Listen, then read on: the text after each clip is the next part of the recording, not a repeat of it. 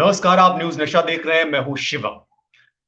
पाकिस्तान, कश्मीर और पीओके में क्या हो रहा है, ये बात करना इसलिए जरूरी हो जाता है क्योंकि राहुल गांधी की भारत जोड़ो यात्रा कश्मीर पहुंचने वाली है। गृह मंत्री अमित शाह भी कश्मीर में हैं और बहुत सारी चीजें चल रही हैं। लेकिन हमारे पड़ोसी पाकिस्तान के यहां पर ऐसे हालात हो गए हैं कि उसकी हाथ में कासा आ गया है, यानी कटोरा आ गया है और वो कटोरे से भीख मांगने की नौबत आ गई है उसके यहाँ।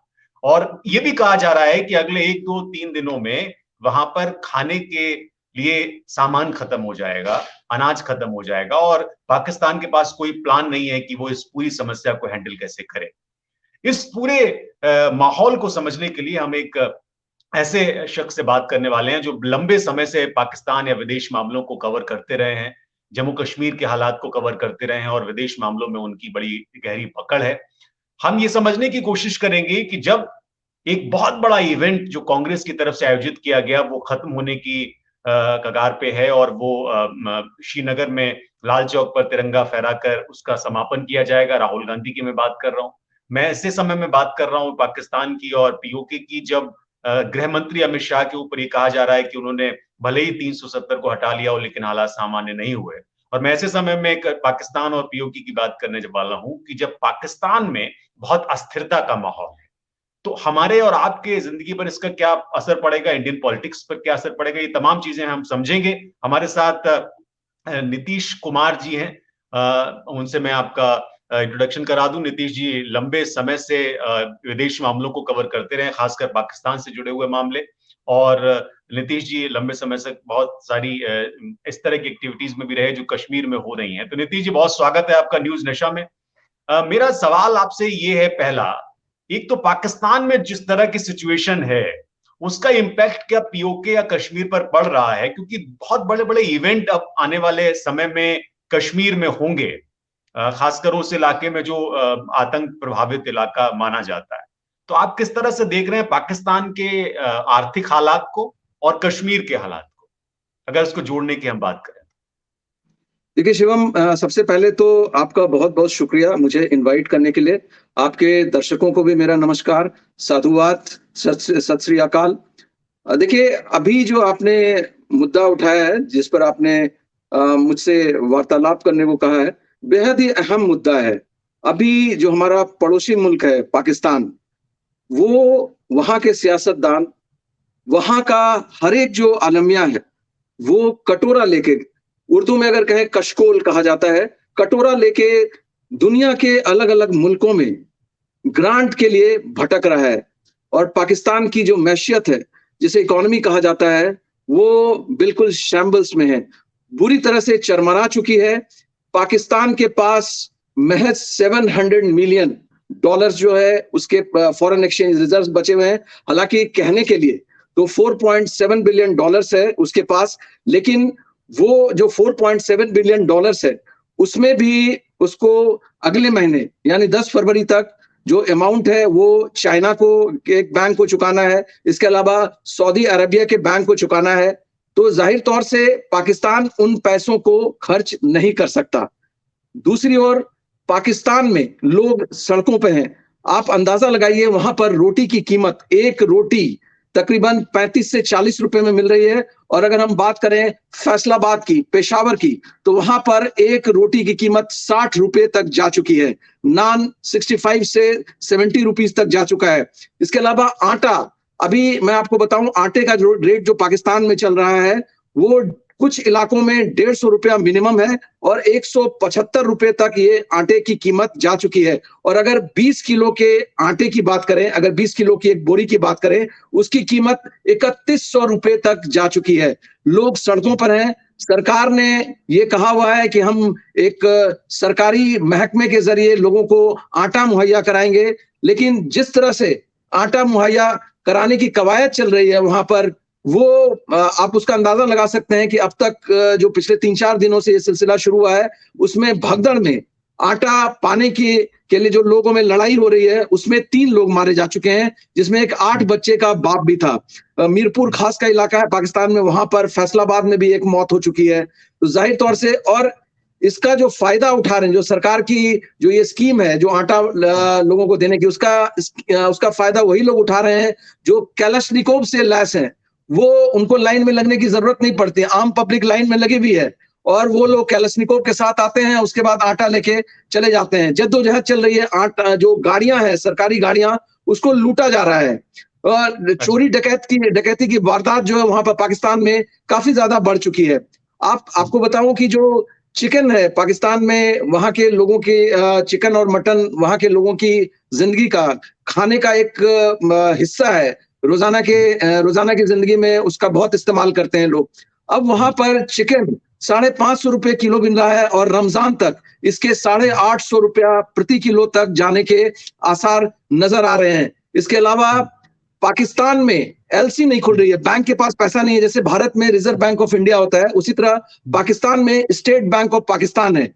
वहां पर जो कराची के जो पोर्ट्स हैं पाकिस्तान में, वहां पर तकरीबन 1 सवा महीने से तकरीबन 450 जहाज हैं जो अलग अलग तरह की सामग्री के साथ हैं। इंपोर्ट के जो सामान है, जिसमें खाने पीने के सामान है, इसके अलावा जो आपको दवाइयां हैं, इसके अलावा कपड़े लत्ते हैं, वो जो इंपोर्ट के सामान जो पाकिस्तान दूसरे देशों से इंपोर्ट करता है, वो वहां पर जहाजें वहां पर आ चुकी हैं, लेकिन पैसा नहीं है उसको खरीदने के लिए, क्योंकि पेमेंट करेंगे तभी वो सामान जो है डिलीवर होगा।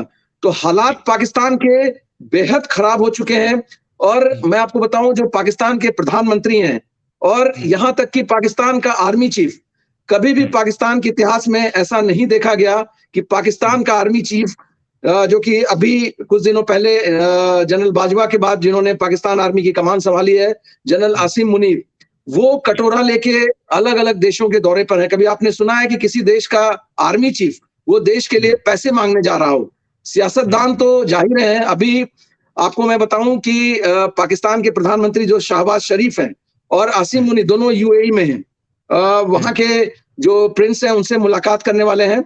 और इसके अलावा 2-3 दिनों पहले यूएन के सहयोग से पाकिस्तान ने जिनेवा में एक कॉन्फ्रेंस आयोजित की थी और उस कॉन्फ्रेंस में जो पाकिस्तान में बाढ़ आई हुई है, जो कहा जा रहा है कि 75 सालों के का सबसे बड़ा सैलाब वहां पर आया है और करीब 30 से 35-40 बिलियन डॉलर का वहां पर नुकसान हुआ है। उसमें एक चीज और भी जो कि भारत के लिए तो अच्छी खबर है कि जो सीपैक का इलाका था, सीपैक का आधा इलाका उस सैलाब में बह गया है।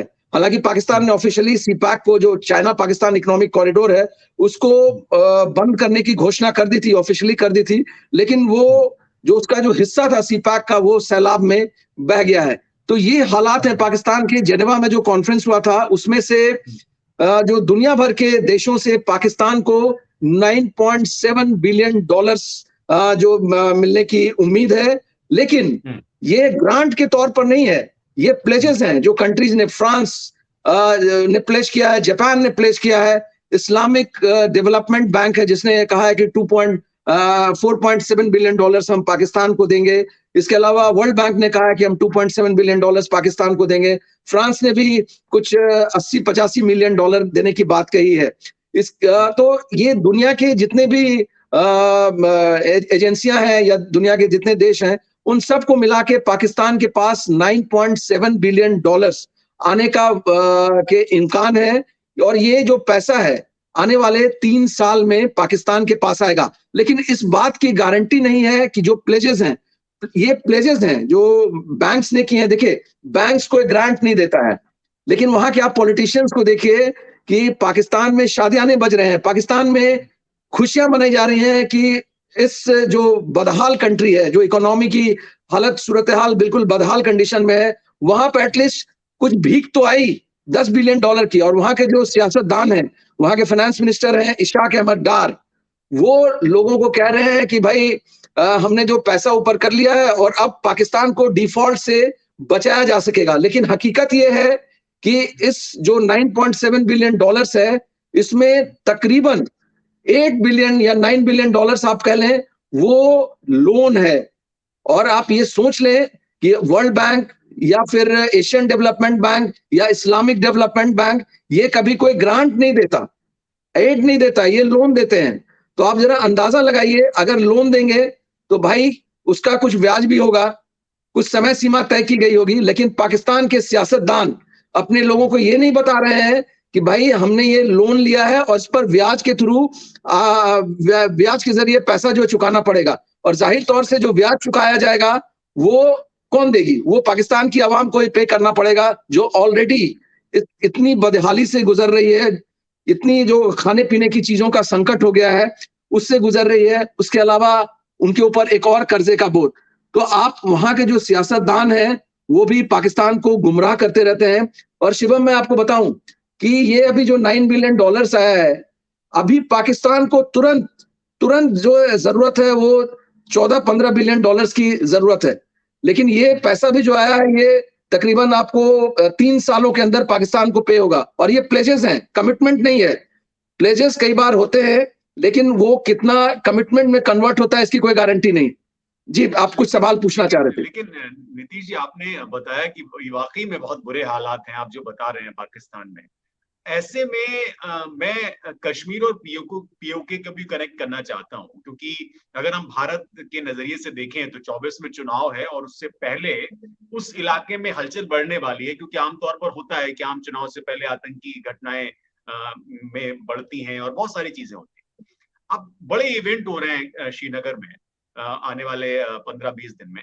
क्या इसको आप किसी तरह से कनेक्ट कर रहे हैं कि बौखलाहट भी पाकिस्तान दिखा सकता है, कुछ इस तरह की चीजें कर सकता है, या अभी इस तरह की हालत है जिससे कोई असर नहीं पड़ेगा वहां पे उस इलाके में? क्योंकि पीओके को कब्जे में ले लिया जाएगा ये कहा जा रहा है चुनाव से पहले। देखिए शिवम, मैं आपको ग्राउंड रियलिटीज बताता हूं कि क्या सूरत हाल है।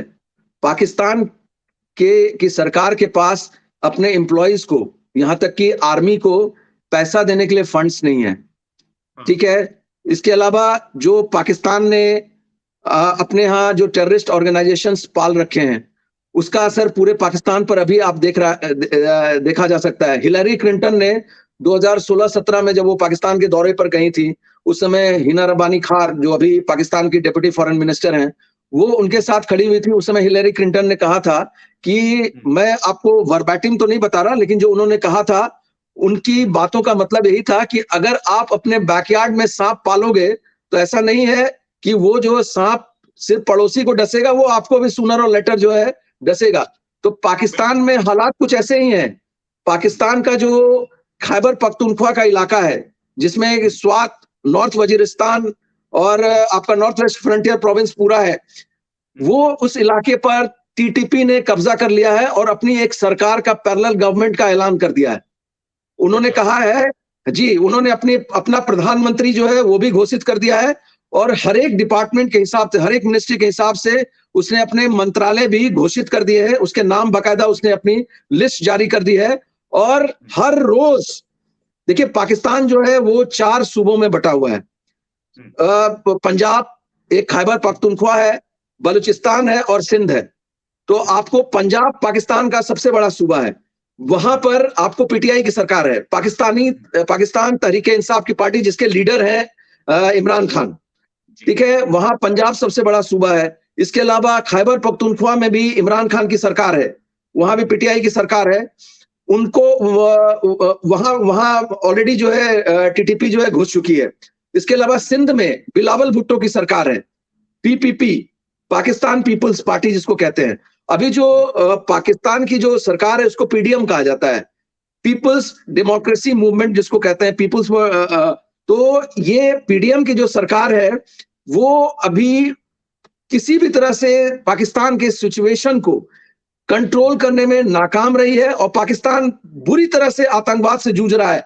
इस्लामाबाद जो कि पाकिस्तान का कैपिटल है, वहां अभी 5-10 दिन पहले एक सुसाइड हमलावर आता है, वहां का I-10 इलाका है पाकिस्तान, इस्लामाबाद में, जो कि काफी पॉश इलाका आता है। वहां पर उसने गाड़ी उड़ा दी और उसमें एक पुलिस वाला जो मारा गया। हालांकि कोई बड़ा इंसिडेंट जो है वो होने से बच गया। कहा जाता है कि वो टारगेट जो पाकिस्तान का JW मैरियट होटल था, जो वहां का 4 सितारा होटल है, वहां पर अगर ये बॉम्ब ब्लास्ट होता या सुसाइड अटैक होता तो बहुत ज्यादा नुकसान हो सकता था। लेकिन टीटीपी अंदर घुस चुकी है। अब मैं आपने जैसा सवाल पूछा पीओके के बारे में और उसका इंपैक्ट जो कश्मीर में पाकिस्तान की सिचुएशन का, मैं आपको बताता हूं। पीओके में पिछले कई महीनों से पाकिस्तान सरकार की पॉलिसी की वजह से लगातार आंदोलन हो रहे हैं, जनता सड़कों पर है। आपने पिछले दिनों एक वीडियो भी देखा होगा, यूएन की एक टीम आई हुई थी वहां पर पीओके में। वहां पर यूएन की टीम को लोगों ने वहां पर घेर लिया और उसके बाद पाकिस्तानी आर्मी को मार मार कर पाकिस्तान के कई इलाकों से, पीओके के कई इलाकों से जो भगा दिया गया है। वहां पर लोग हिंसक हो चुके हैं और पाकिस्तान सरकार जो वहां के लिए बजट निर्धारित करती है वो वहां पर उस सौतेला व्यवहार करती है। पाकिस्तान के जो दूसरे हिस्से हैं उसके तुलना में पीओके को बहुत कम बजट दिया जाता है। वहां पर डेवलपमेंट के नाम पर कुछ नहीं है। आप देख लें, अगर आप बात करें स्कूल कॉलेजेस की बात करें, यूनिवर्सिटीज की बात करें, पाकिस्तान के जो दूसरे हिस्से हैं, हालांकि पाकिस्तान में भी बहुत ज्यादा यूनिवर्सिटी या कॉलेजेस नहीं है, लेकिन दूसरे जो पाकिस्तान के इलाके हैं उसकी तुलना में पीओके में बहुत ही कम जो स्कूल कॉलेजेस हैं या फैसिलिटीज आप कहें। बिजली अगर वहां पर जाती है 24 घंटे में आप बात करें तो 12 से 15 17 घंटे तक जो है लोड शेडिंग है। 4-5 घंटे, 1 घंटे के लिए बिजली आती है, फिर 3 घंटे के लिए चल जाती है। लोग पिछले कई महीनों से सड़कों पर हैं। वहां की मीडिया को कवरेज करने से मनाही है, कवरेज करने नहीं दिया जाता है। पीओके के हालात पर जो जर्नलिस्ट करते हैं उनको वार्निंग आ जाती है या फिर उन्हें गिरफ्तार कर लिया जाता है। जहां तक बात है आप कश्मीर में, क्योंकि पाकिस्तान से पीओके के जरिए ही कश्मीर में इन्फिल्ट्रेशन होता है। चाहे आप पीओके के जरिए इंटरनेशनल बॉर्डर जो जम्मू कठुआ सांबा का इलाका है, जम्मू बेसिकली इंटरनेशनल बॉर्डर वो पड़ता है, उसके बाद उस साइड पाकिस्तान है। और एलओसी की बात करें तो वहां जो कश्मीर के हिस्से हैं, चाहे वो गुरेज सेक्टर हो, चाहे नौशेरा सेक्टर हो और दूसरा इलाका हो जहां पर आर्मी तैनात है। एलओसी पर आर्मी तैनात है और आईबी पर जो इंटरनेशनल बॉर्डर है, जो जम्मू से लगा इलाका है, वहां पर बीएसएफ तैनात है। तो अब बात करते हैं कि इन्फिल्ट्रेशन का क्या सीन है। देखिए, पाकिस्तान की हालत बहुत ज्यादा बुरी है। इकोनॉमिकली जैसा मैंने बताया कि पूरी तरह से दिवालिया हो चुका है पाकिस्तान, लेकिन बावजूद इसके जो इंटेलिजेंस की रिपोर्ट्स हैं, लगातार जो खबरें आ रही हैं, पीओके में अभी भी पिछले कुछ महीने में मेरे पास उसकी पूरी डिटेल्स है, कि कौन कौन से पीओके के कैंप, पीओके में जो कैंप खोले गए हैं नए पिछले 2-3 महीने के अंदर। तो ये हाल है कि पाकिस्तान की अवाम के पास खाने को पैसे नहीं है, लेकिन टेररिस्ट को पैसे दिए जा रहे हैं, फंडिंग की जा रही है ताकि भारत में घुस के वो आतंकी हमले कर सकें। अभी आपने राजौरी में देखा होगा, 1 जनवरी को राजौरी में, और खास तौर से जो एक संप्रदाय के लोगों को, खास संप्रदाय के लोगों को, हिंदुओं को टारगेट बनाया गया। वहां पर एक परिवार के 4 लोग पहले दिन मारे गए। गोलियां जो चलाई 2 टेररिस्ट ने, हालांकि आर्मी ने बाद में 2 दिनों के बाद उनको न्यूट्रलाइज कर दिया, मार गिराया। उसके बाद 1 जनवरी की घटना के दूसरे दिन सुबह में बच्चे खेल रहे थे, उनका पैर आईडी पर पड़ता है, 2 बच्चे जो है मारे जाते हैं। तो ये सोचिए, अब 6 से 7 लोग जो है राजौरी में मारे जा चुके हैं। और एक जो इंटरसेप्ट इंटेलिजेंस एजेंसीज के पास आया है, एक प्लानिंग के तहत आईएसआई ने जो पीर पांजाल रेंज है, वहां पर जो माउंटेन रेंज है पीर पांजाल का, उसके जो साउथ के इलाके हैं, जो कि जम्मू कठुआ और सांबा का इलाका है जहां पर हिंदूज रह रहे हैं, उनको टारगेट करने का मास्टर प्लान बनाया है पाकिस्तान ने आने वाले दिनों में। तो हालात ये है, फंडिंग जो है लगातार जारी है। अभी आज गृह मंत्री हमारे वहां पर पहुंच रहे हैं, राजौरी में पहुंचने के आसार है उनके, आज दोपहर में पहुंचने वाले हैं, या हो सकता है अब तक पहुंच गए होंगे अमित शाह जी। इसके अलावा आपने राहुल गांधी की बात की। देखिए, कश्मीर की अगर सिचुएशन की बात करें, 370 जब 5 अगस्त 2019 को 370 हटाया गया, उसके बाद से मैं चूंकि कवर करता रहा हूं, वहां पर हालात बहुत बहुत ज्यादा बेहतर हो चुके हैं। आपने देखा होगा पिछले 2-3 सालों में, पहले जो वहां पर इंसिडेंट्स होते थे, कभी जो है सिंजवान अटैक हो गया, कभी उड़ी अटैक हो गया, उस तरह का बड़ा हमला 2019 के बाद नहीं हुआ है। नहीं हुआ।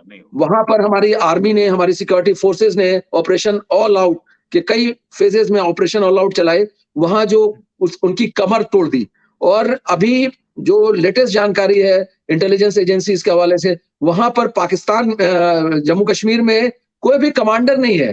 पहले समीर टाइगर, अबू दुजाना, उसके बाद आप जो है कई कई नाम, बड़े बड़े नाम हुआ करते थे, अबू इस्माइल, ऐसा कोई भी नाम नहीं है अभी जिसको आप कह सके कि पाकिस्तान जम्मू कश्मीर में जो अपना जम्मू कश्मीर एक एक्टिव है। चीज और भी है। आप ये कह रहे हैं कि इस पूरी सिस्टम में, जैसे पाकिस्तान के जो हालात हैं वो एक एक विषय है कि वहां पर बड़ी बुरी हालत है, आतंकी पूरी तरह से वहां पर अब एक्टिव नहीं है उस रीजन में जहां पर भारत में वो घुसते थे या घुसपैठ की कोशिश होती थी।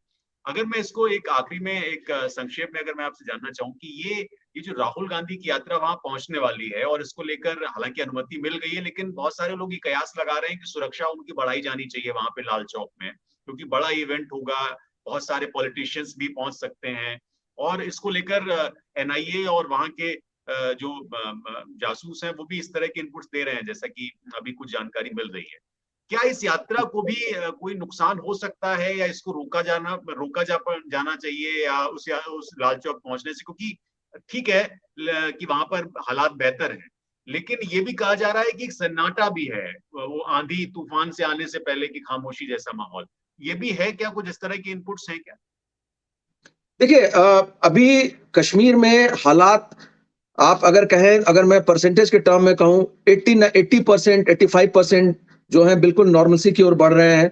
वहां पर आपने कुछ दिन पहले भी सुना होगा कि सिनेमा घर वगैरह भी खुल गए हैं कुछ इलाकों में। लेकिन जी। अभी भी छिटपुट घटनाएं हो रही हैं, लोन वुल्फ अटैक्स जो है हो रहे हैं, लोगों को टारगेट बनाया जा रहा है। जो बचे खुचे जो टेररिस्ट हैं, अभी कहा जा रहा है कि कश्मीर में अभी जो फॉरेन टेररिस्ट जो कभी 250, 300, 400 की संख्या में हुआ करते थे कश्मीर में, अभी कहा जा रहा है कि 60 से 65 फॉरेन टेररिस्ट जो है बचे हुए हैं। तो जाहिर तौर से कश्मीर में सिक्योरिटी जो काफी टाइट है, सिक्योरिटी को पूरी तरह से वहां पर जो है ना सैनिटाइज कर दिया गया इलाके को। पहले कहा जाता था कि लाल चौक पर झंडा फहराना बहुत ही मुश्किल काम हुआ करता था, कब किधर से किस घर से ग्रेनेड आ जाए और कब किसकी मौत हो जाए, कब कितने लोग मारे जाएं, वो हालात तो अब नहीं है। अब अच्छा। राहुल गांधी से पहले भी कई लोगों ने वहां पर जाके झंडा फहराया, बीजेपी के भी कई नेताओं ने लाल चौक पर जाके वहां पर झंडा फहराया। तो अब जो है उस तरह का वाकया नहीं कि राहुल गांधी आप वहां पर जाएं तो किसी बहुत बड़ी घटना का इनकाम है। लेकिन जो एंटी सोशल एलिमेंट, जो टेररिस्ट हैं, वो किसी भी वक्त मौके का फायदा उठा सकते हैं। हो सकता है राहुल अच्छा। गांधी की यात्रा को भी कोई उन्होंने एक मौका समझा और वहां पर जो है कुछ अटैक कर दिया, कुछ प्लान अटैक कर दिया। तो सिक्योरिटी तो चाक चौबंद रहनी चाहिए, जो कि ऑलरेडी कश्मीर में रहती है। हमारे सिक्योरिटी फोर्सेज जो हैं, उन्होंने कई हिस्से को, अभी आपको मैं बताऊं कि पहले साउथ कश्मीर में टेररिज्म का एपिसेंटर हुआ करता था कश्मीर में।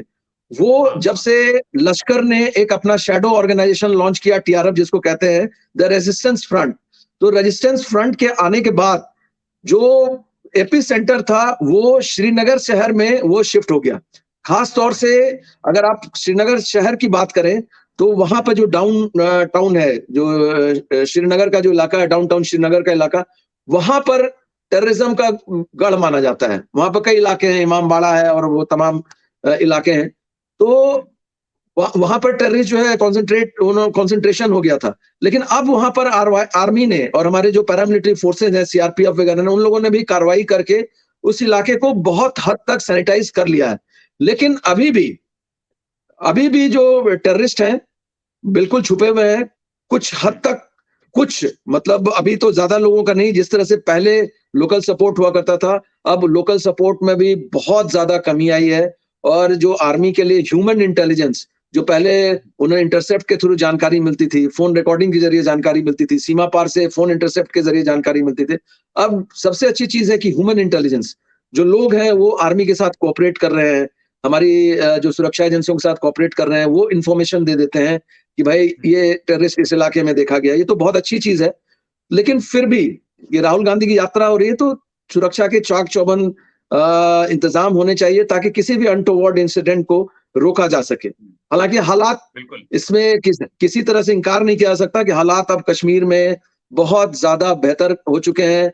कई फॉरेन कंट्रीज इन्वेस्टमेंट कर रही है, यूएई ने इन्वेस्टमेंट वहां पर किया है और अब इजराइल जो है वहां पर एग्रीकल्चर के कई सेंटर्स खोलने जा रहा है ताकि वहां पर जो कृषि और खेती से जुड़े जो विकास कार्य को अंजाम दिया जा सके। तो ये फिलहाल जो है काफी ज्यादा बेहतरी की ओर है जम्मू कश्मीर।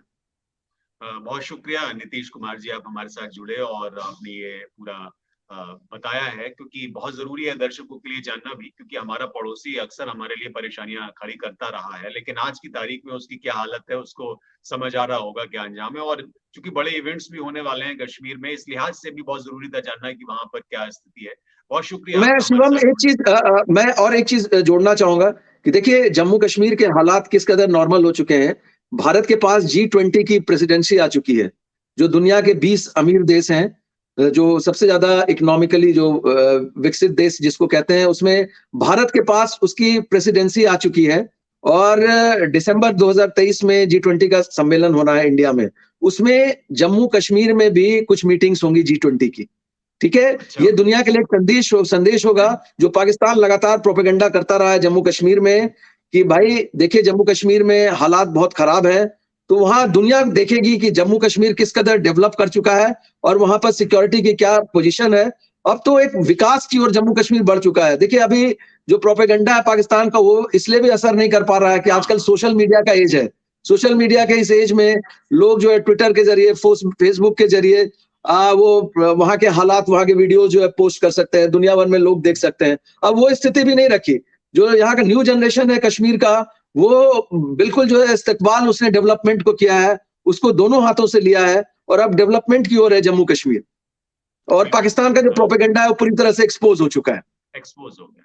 बहुत शुक्रिया नीतीश जी हमारे साथ जुड़ने के लिए और ये जानकारी देने के लिए। दर्शकों को भी अच्छा लगा होगा, बहुत सारी नई जानकारियां उनको मिली होंगी अपने पड़ोसी के बारे में और जम्मू कश्मीर और पीओके के बारे में। बहुत शुक्रिया। तो ये एक स्थिति है जो नीतीश जी बता रहे थे कि पाकिस्तान में इस समय भूखमरी के हालात हैं, पाकिस्तान में बहुत खराब सिचुएशन है, और दूसरी तरफ कश्मीर में हालात बेहतरी की ओर हैं। तो ये बहुत जरूरी है कि कश्मीर और पीओके को समझा जाए कि वहां पर किस तरह की चीजें हैं। दर्शकों से भी मैं अपील करूंगा कि वो कमेंट करके जरूर बताएं कि वो कश्मीर और पीओके के बारे में और क्या जानना चाहते हैं। आगे भी हम इस तरह की जानकारियां आपके लिए लेकर आएंगे। कमेंट जरूर करिए, आप लाइक कीजिए और सब्सक्राइब करिए न्यूज नेशन देखिए। बहुत शुक्रिया। आप हमसे जुड़े रहने के लिए सब्सक्राइब करें YouTube पर, फॉलो करें ट्विटर पर और लाइक करें फेसबुक पर।